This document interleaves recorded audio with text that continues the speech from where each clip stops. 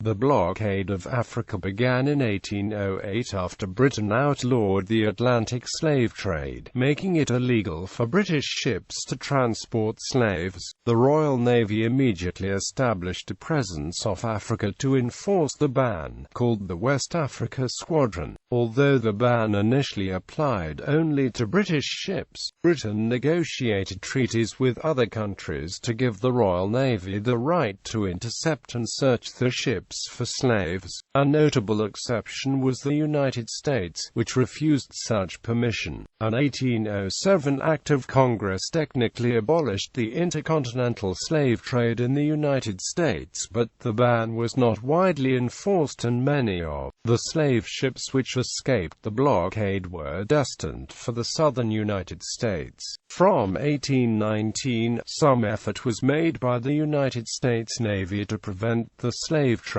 This mostly consisted of patrols of the shores of the Americas and in the mid-Atlantic, the latter being largely unsuccessful due to the difficulty of intercepting ships in mid-ocean. As part of the Webster-Ashburton Treaty of 1842, it was agreed that both countries would work together on the abolition of the slave trade, which was deemed piracy, and to continue the blockade of Africa. U.S. Navy involvement continued until the beginning of the American Civil War in 1861.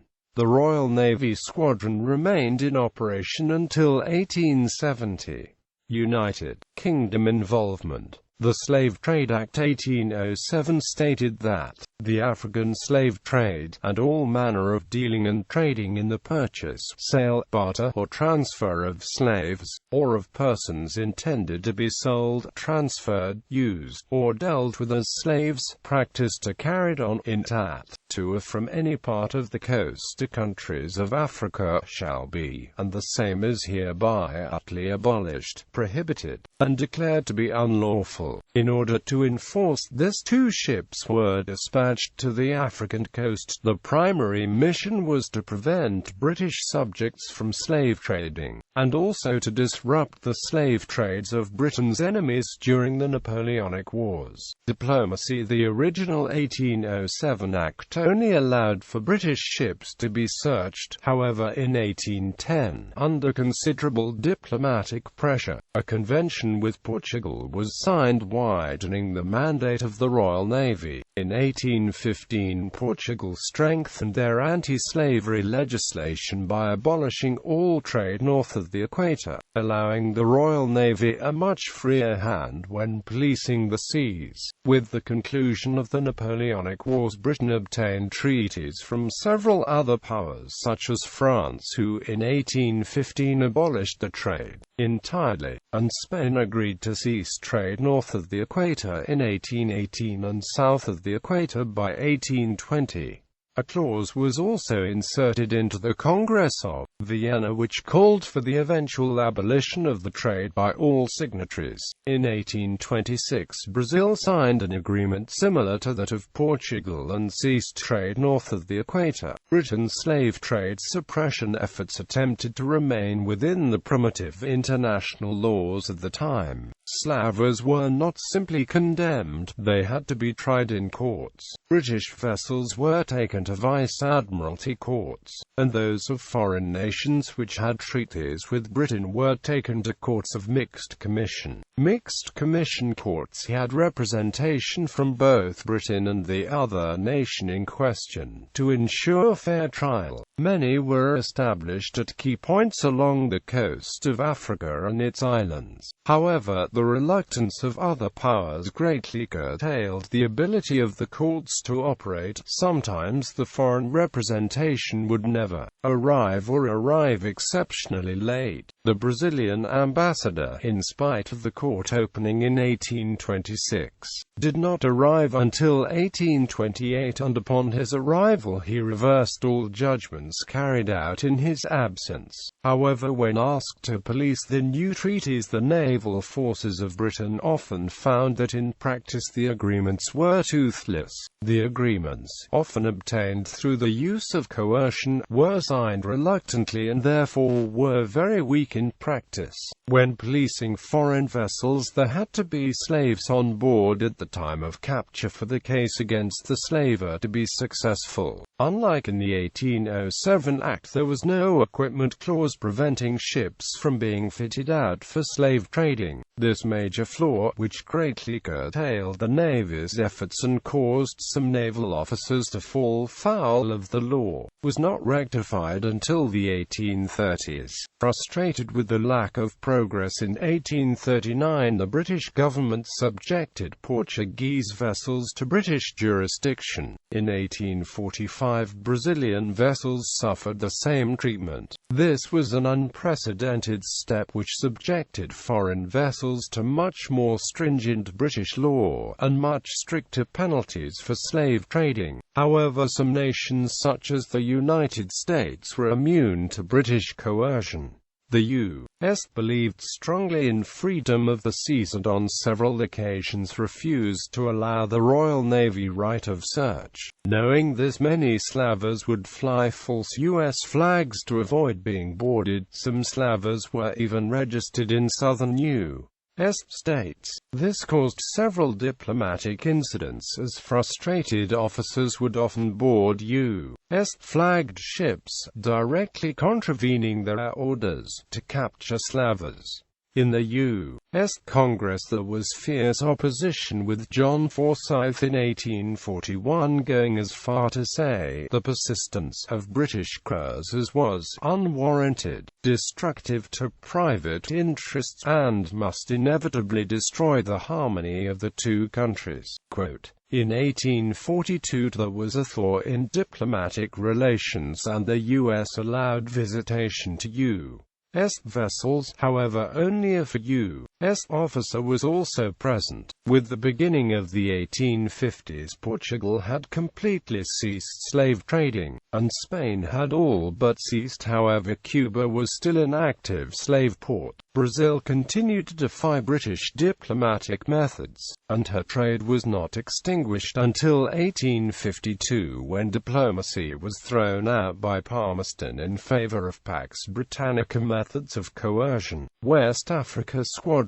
Following the 1807 Act, 2 ships had been dispatched to the African coast for anti-slavery patrol. By 1818 the squadron had grown to 6 ships, with a naval station established in 1819 at what is now Freetown and a supply base at Ascension Island, later moved to Cape Town in 1832. The resources were further increased. In the middle of the 19th century there were around 25 vessels and 2,000 personnel, with a further 1,000 local sailors. Between 1808 and 1860 the West Africa Squadron captured 1,600 slave ships and freed 150,000 Africans. The end of the trade. In spite of Britain's best efforts to pursue suppression through diplomatic means, the trade persisted. Public opinion was beginning to turn against Britain's anti-slavery efforts due to the huge costs, the diplomatic repercussions they caused, and the damage caused to trade. Opposition in the Commons emerged from anti-coercionists, who were opposed to the use of British coercion of other nations and prolonged military action against slavers. The anti-coercionists were a mixed group of free trade activists and anti-slavery advocates who saw the only way to end the trade was to establish a legitimate commerce with Africa. The leader, Thomas Fowell Buxton, advocated a renewed naval effort until legitimate commerce could be established. In 1839 he published The African Slave Trade and Its Remedy, which contained a top-to-bottom critique of the British efforts thus far. The work was highly influential and gave Buxton a leading role in the planning of the 1841 Niger expedition, to attempt to establish trading posts along the Niger River to create an alternative to slave trading. Unfortunately, the expedition ended in abject failure, and in 1845 Buxton died with his ambitions unfulfilled. From 1845 the anti-coercionist cause became much more radical, and much less concerned with the plight of Africans. Free trade advocates such as William Hutt were vehemently opposed to naval actions and argued that trade would eventually die naturally and Britain's interference was unwarranted. Such were their influence there was even a motion in the Commons to end all naval activity, which came dangerously close to ending the West Africa Squadron and also the career of the Prime Minister John Russell, who threatened resignation should the motion be carried. To prevent a repeat of this, swift action was taken. Brazil was still one of the largest slave-trading nations and continued to defy British diplomatic calls to cease trading. In 1846 Palmerston returned as Foreign Secretary and in 1850 permitted Royal Naval vessels to enter Brazilian waters in order to blockade slavers on both sides of the Atlantic. By 1852 the Brazilian trade could be said to be extinct. For Palmerston, the naval campaign on the coast of Brazil had brought the long-drawn-out saga of the Brazilian slave trade to a resolution within 12 months.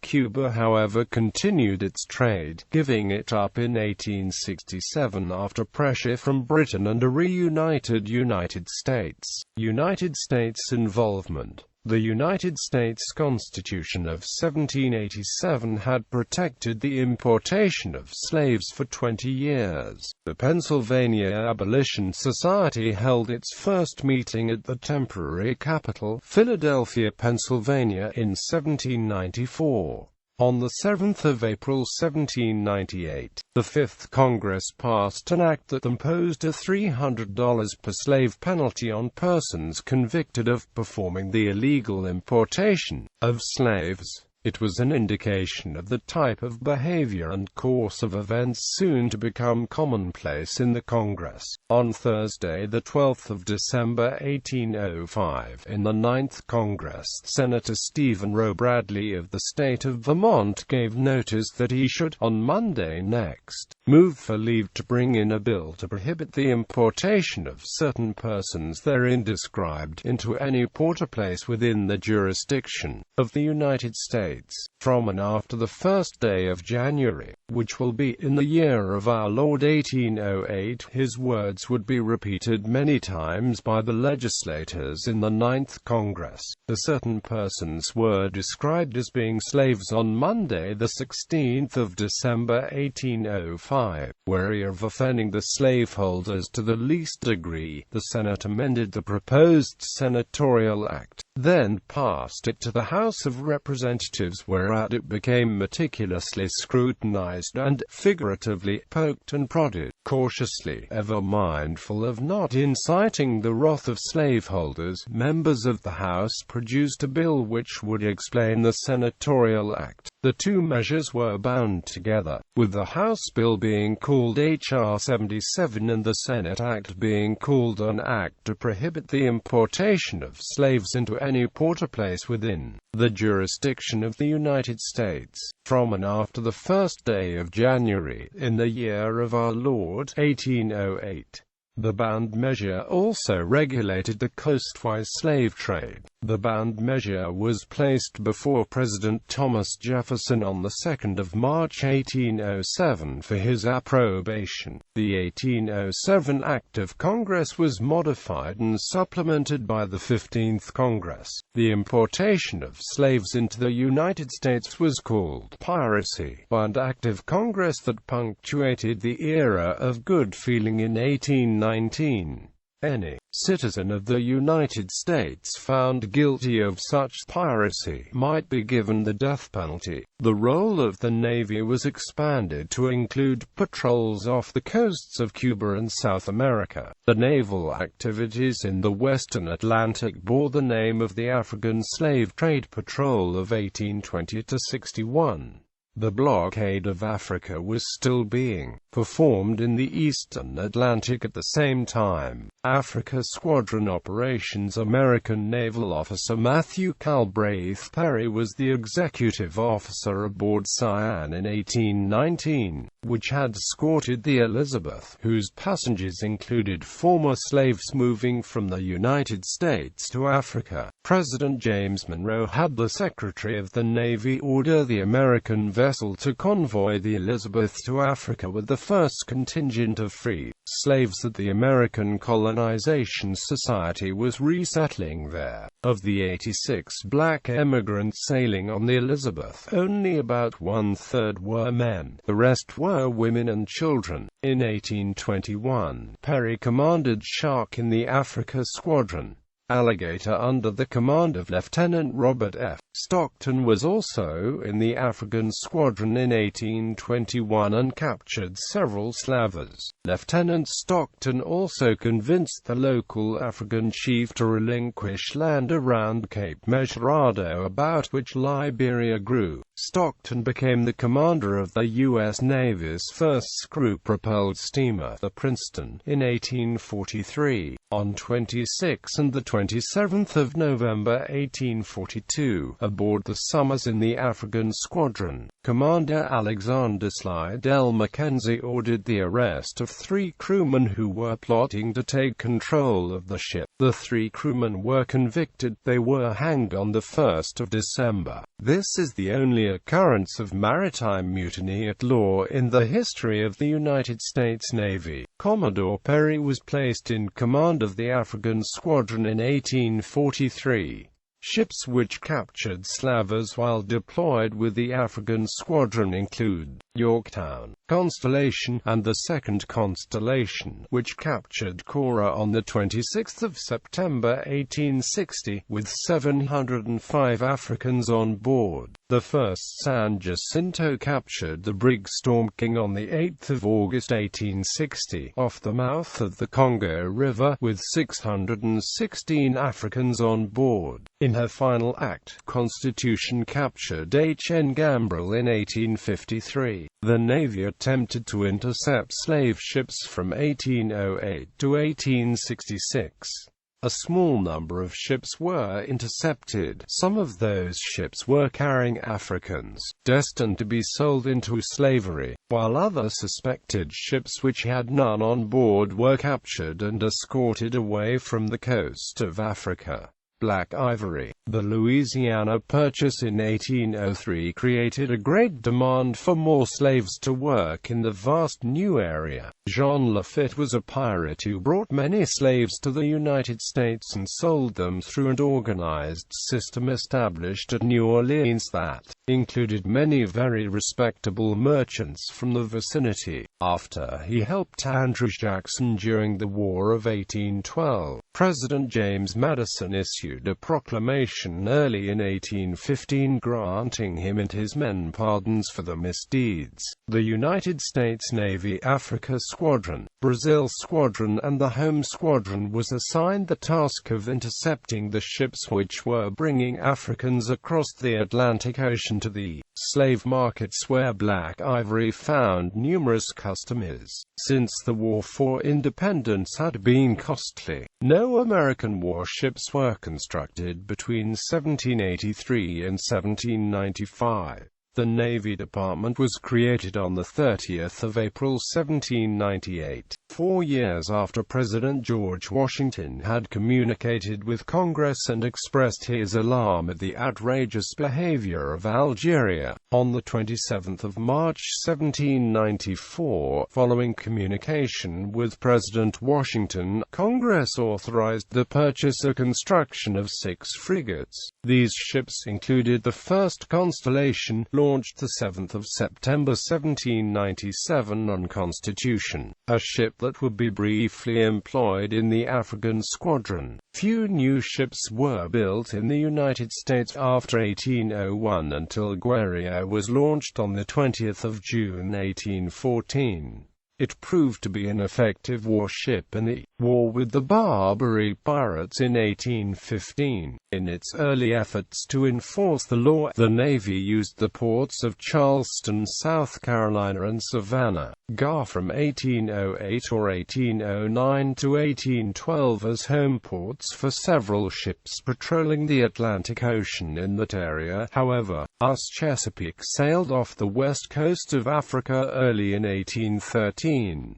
The Navy created the African Squadron for the purpose of intercepting ships with black ivory on board. However, very few ships were operating together at any one time, which meant that the Blockade of Africa was ineffective. More important tasks such as the War of 1812, the ongoing troubles with the Barbary pirates, the extermination of the pirates in the West Indies from 1819 to 1827, the protection of American shipping in the Pacific Ocean off the coast of Peru in the 1830s, the war with Mexico in the 1840s, the voyages to Japan in the 1850s, and transporting of diplomats to other nations left little capability available for use in the African Squadron. Nevertheless, some noteworthy events involving ships while they were assigned to the African Squadron did occur.